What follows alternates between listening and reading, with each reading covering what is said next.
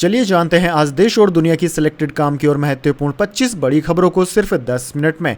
केजरीवाल बोले ऑटो ड्राइवरों का 10 लाख का इंश्योरेंस कराएंगे, बेटी की शादी के लिए 1 लाख रुपए और वर्दी के लिए 5,000 रुपए देंगे। जी हां दोस्तों, आम आदमी पार्टी के संयोजक और दिल्ली के पूर्व सीएम अरविंद केजरीवाल ने मंगलवार को ऑटो वालों के लिए घोषणाएं की। केजरीवाल ने कहा कि हम ऑटो वालों का 10 लाख रुपए का इंश्योरेंस कराएंगे। केजरीवाल ने यह भी कहा कि ऑटो ड्राइवरों को बेटी की शादी के लिए 1 लाख रुपए और वर्दी के लिए 5,000 रुपए देंगे। दिल्ली में फरवरी में विधानसभा चुनाव होने हैं। ऐसे में दोस्तों आम आदमी पार्टी उम्मीदवारों की 2 लिस्ट भी जारी कर चुकी है, जिनमें 31 नामों की घोषणा की जा चुकी है। चलिए दोस्तों जान लेते हैं अगली खबर। इंडिया ब्लॉक का धनखड़ के खिलाफ अविश्वास प्रस्ताव का नोटिस, 60 सांसदों ने दस्तखत किए। रिजिजू बोले राहुल को छोड़कर सभी सांसद चर्चा चाहते हैं। जी हां दोस्तों, संसद के शीतकालीन सत्र का मंगलवार को 11वां दिन है। इंडिया ब्लॉक ने राज्यसभा के सभापति जगदीप धनखड़ के खिलाफ अविश्वास प्रस्ताव पेश करने की तैयारी कर ली है।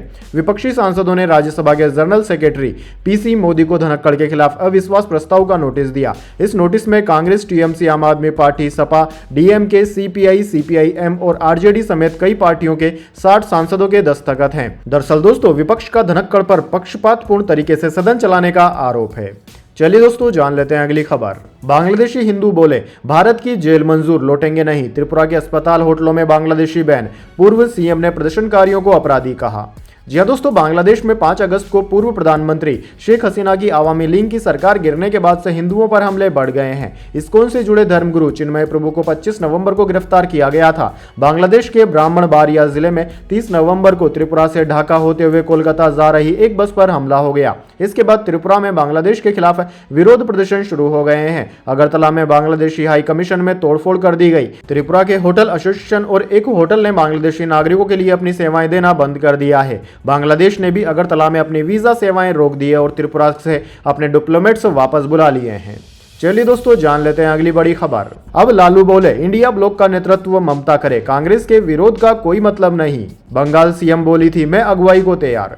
जी हां दोस्तों, इंडिया ब्लॉक में नेतृत्व को लेकर विवाद छिड़ा हुआ है। अब आरजेडी सुप्रीमो लालू प्रसाद यादव ने ममता बनर्जी का साथ दिया है। पटना में पत्रकारों से बात करते हुए उन्होंने कहा कि पश्चिम बंगाल की मुख्यमंत्री ममता बनर्जी को इंडिया गठबंधन का नेता चुना जाना चाहिए। कांग्रेस के विरोध का कोई मतलब नहीं है, ममता को ही नेता बनाया जाना चाहिए। इससे पहले लालू के बेटे और बिहार के नेता प्रतिपक्ष तेजस्वी यादव भी ममता बनर्जी के नेतृत्व पर सहमति जता चुके हैं। चलिए दोस्तों जान लेते हैं अगली बड़ी खबर। फारूक अब्दुल्ला बोले रोहिंग्या शरणार्थियों को पानी और बिजली मुहैया करवाएंगे, ये हमारी जिम्मेदारी है। उन्हें केंद्र सरकार ने जम्मू कश्मीर में बसाया है, हमने नहीं।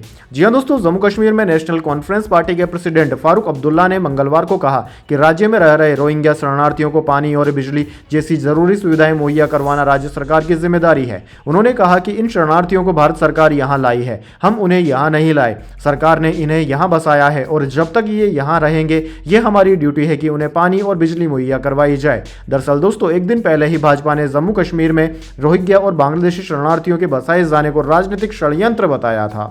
चलिए दोस्तों जान लेते हैं अगली बड़ी खबर। महाराष्ट्र चुनाव इलेक्शन कमीशन ने 1440 वीवीपैट पर्चियों का ईवीएम से किया मिलान, बताया क्या रहा नतीजा। जी हां दोस्तों, हाल ही में हुए महाराष्ट्र के विधानसभा चुनाव में ईवीएम और वीवीपैट के साथ डाले गए कुल मतों के आंकड़ों के मिलान में कोई खामी नहीं पाई गई है। महाराष्ट्र के मुख्य निर्वाचन अधिकारी सीईओ के ट्वीट के मुताबिक हर विधानसभा क्षेत्र में औचक रूप से सेलेक्ट की गई 5 वीवीपैट पर्चियों को ईवीएम की संबंधित कंट्रोल यूनिट में दर्ज वोटों के साथ मिलाया गया था। दोस्तों बताया जा रहा है कि 288 विधानसभा क्षेत्रों में 1440 वीवीपैट पर्चियों की जांच की गई थी। इनमें कोई भी मिसमैच नहीं पाया गया। निर्वाचन आयोग का दावा है कि महाराष्ट्र में वीवीपैट के आंकड़ों में कोई विसंगति नहीं हुई है, इसलिए कुछ राजनीतिक दलों ने जो शिकायत और दावे किए थे वे सही नहीं है। चलिए दोस्तों जान लेते हैं अगली खबर। मणिपुर के इम्फाल में असपा के विरोध में रैली, महिलाओं और बच्चों की हत्या के खिलाफ सैकड़ों लोग सड़क पर निकले, नारेबाजी भी की। जी हां दोस्तों, मणिपुर की राजधानी इम्फाल में मंगलवार को सैकड़ों लोगों ने एक रैली निकाली। ये लोग यहां armed force special power act AFSPA फिर से लागू करने और जिरीबाम में 3 बच्चों और 3 महिलाओं की हत्या के विरोध में प्रदर्शन कर रहे थे। प्रदर्शनकारी हाथों में तख्तियां लिए थे। ये लोग मणिपुर को नष्ट मत करो, मणिपुर को बचाओ के नारे लगा रहे थे। रैली पश्चिम इम्फाल के थाऊ मैदान से शुरू होकर 5 किलोमीटर दूर खुमान लेम्पक स्टेडियम तक पहुंची। चलिए दोस्तों जान लेते हैं अगली बड़ी खबर। यूपी रोडवेज के 16,000 कर्मचारियों के लिए आई बड़ी खुशखबरी, 8% बढ़ गया है महंगाई भत्ता। जी हां दोस्तों, बढ़ती महंगाई से परेशान उत्तर प्रदेश के रोडवेज कर्मचारियों को परिवहन निगम की तरफ से राहत दी गई है। जी हां दोस्तों, उत्तर प्रदेश राज्य सड़क परिवहन निगम ने रेगुलर कर्मचारियों का महंगाई भत्ता 8% बढ़ा दिया है। अभी तक यूपीएसआरटीसी के कर्मचारियों को 38% महंगाई भत्ता मिलता था, लेकिन इस बढ़ोतरी के बाद यह बढ़कर अब 46% हो गया है।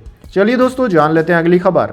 यूपी राजस्थान समेत 10 राज्यों में शीतलहर, बिहार झारखंड और बंगाल में छाया घना कोहरा, बर्फ से ढके केदारनाथ और बद्रीनाथ धाम।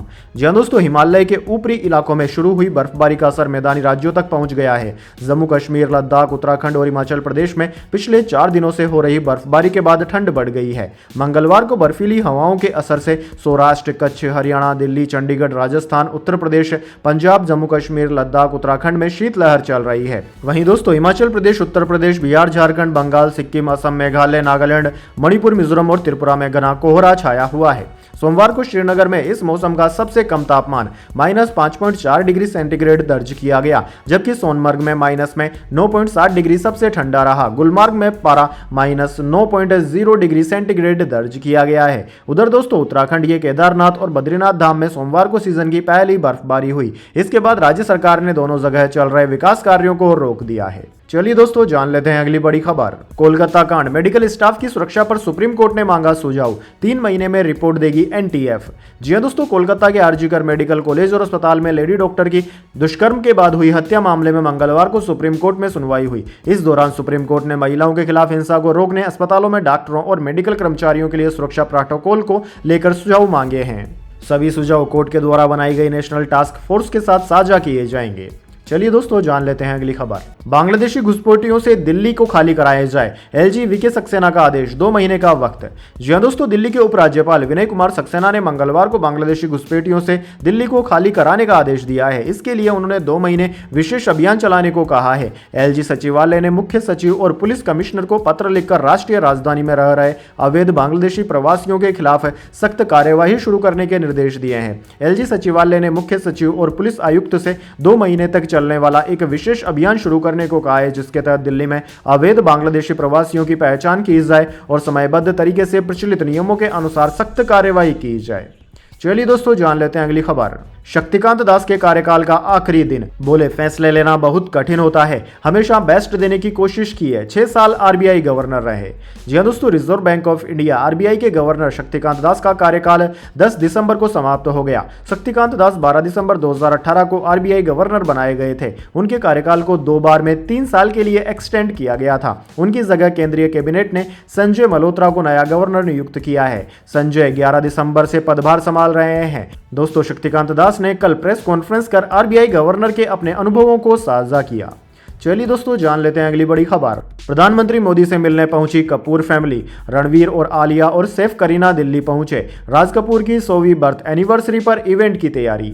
जी हां दोस्तों, 14 दिसंबर को राज कपूर की 100वीं बर्थ एनिवर्सरी है, जिसे कपूर फैमिली बड़े धूमधाम से मनाने जा रही है। इसी अवसर पर आज कपूर फैमिली के मेंबर्स प्रधानमंत्री नरेंद्र मोदी से मिलने दिल्ली पहुंचे। मुंबई के कलिना प्राइवेट एयरपोर्ट से सभी की तस्वीरें सोशल मीडिया पर वायरल हो रही है।